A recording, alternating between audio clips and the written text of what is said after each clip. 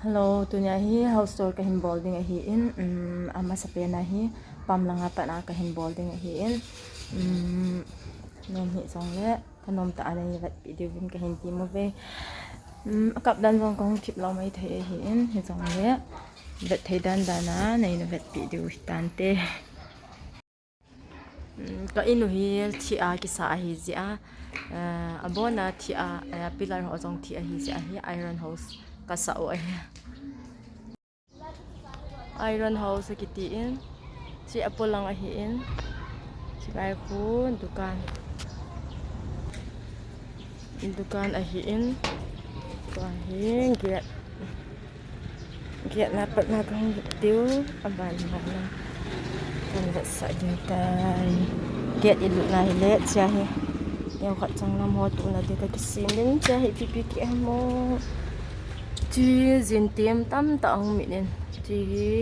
sa pati khom sa la ki tha ho chang tam ta ki tu hian tu lai go zu be lo ze hi go ba hi ta in ban le chi hi se neu te ana ki ni ho sal a ki ha ji le atu ya tu pa zong apa ta in tu kom hiung ga di da nai te chi hi an pui se hen chi hi chilanga hu chi le get chilanga hu chunglang a ho get a hi en cha ho ki zot ma la din yo khat ko si mu vin chila hi garage a hi bana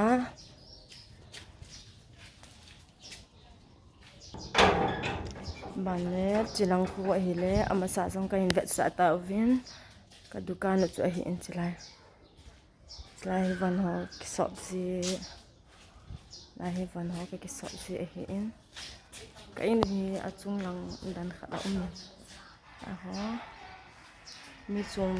in bhara ka koyo hi in chi hi gari neu to hi asung ka hin vet sa diu nei te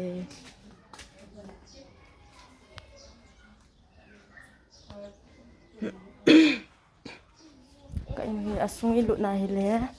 living room common room a hi in asung ama sa pen pe na hi common room a hi in cha hi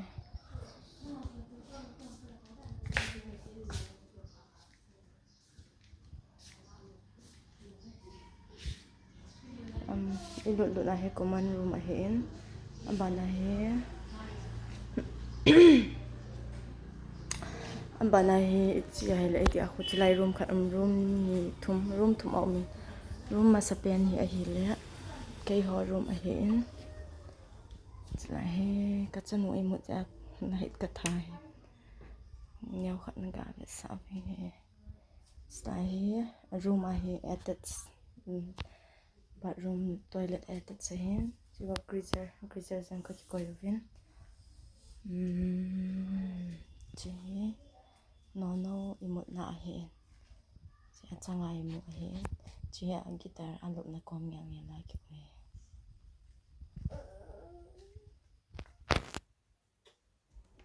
hi ile ke makeup box ga sung khat lein ga be sa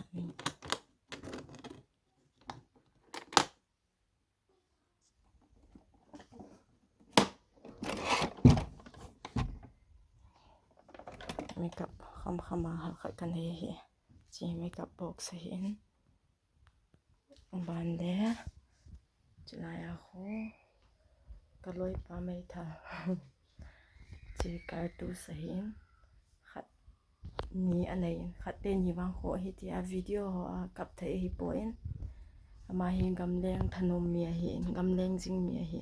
chi ja thal hi angai sang ma je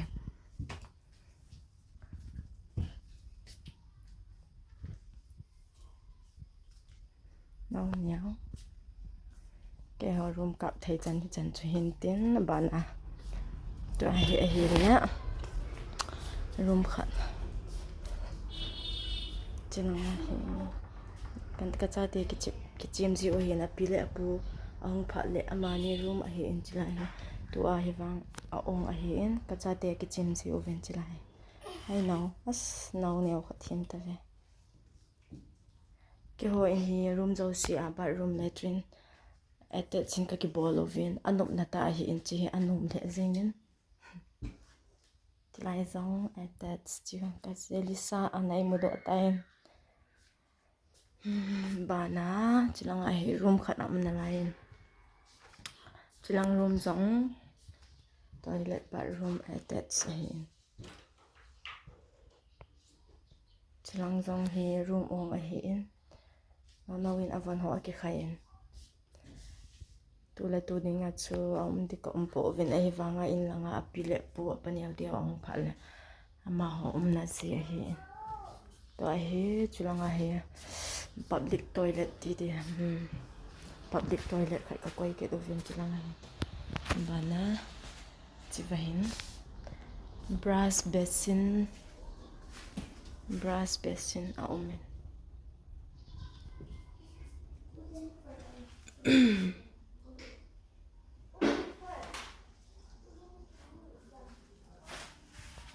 bana to hi ka kitchen common room living room to kitchen hi ke ma na hi chilai ka kitchen a hi chu ho oven microwave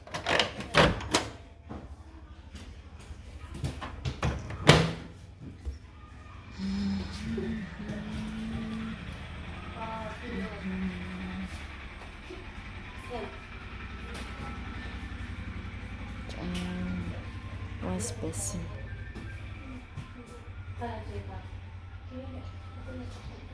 wash basin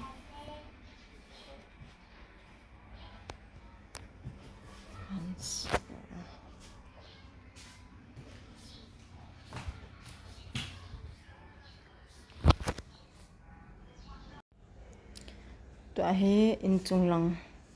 kan vet sa deu na hi in chilanga hi ke ho in sunga pat na hi neu kha kilut na uma hi in chi ahi midang dang chiang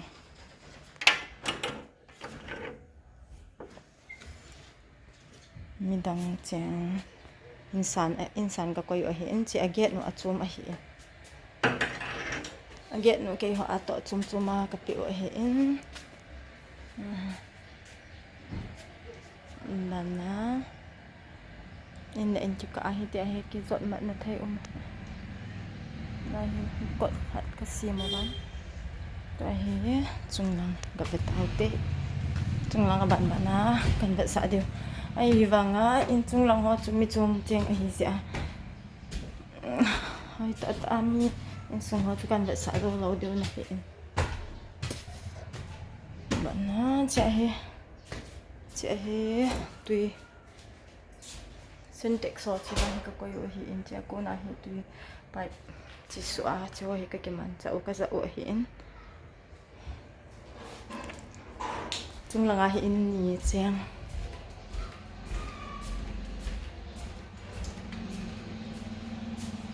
cha te hi ai in lang wa chi wa no in lang tu nian de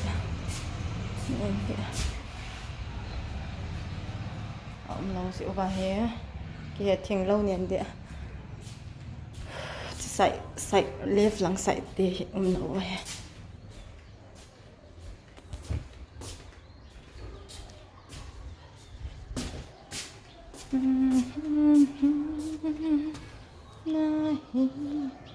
bi phai cham view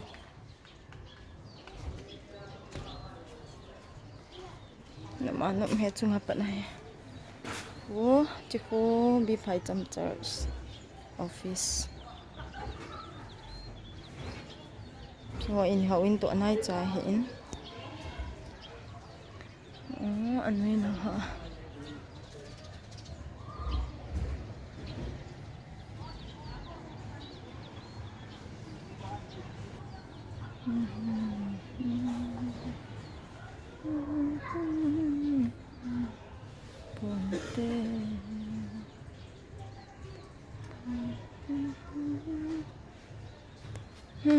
chung lang kan sợ thấy chân chân duy tan tê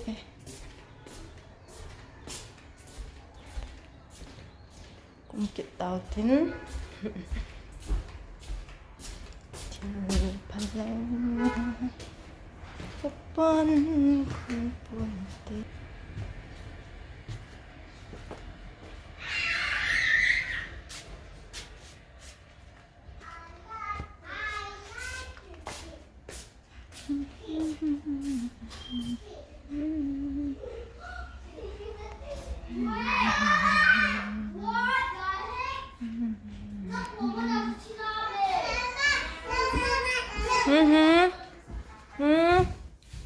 Hi.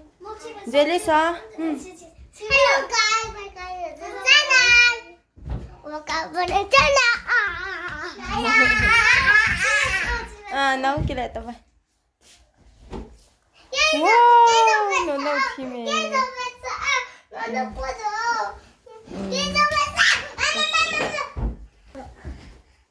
Wow, 제지양 팀.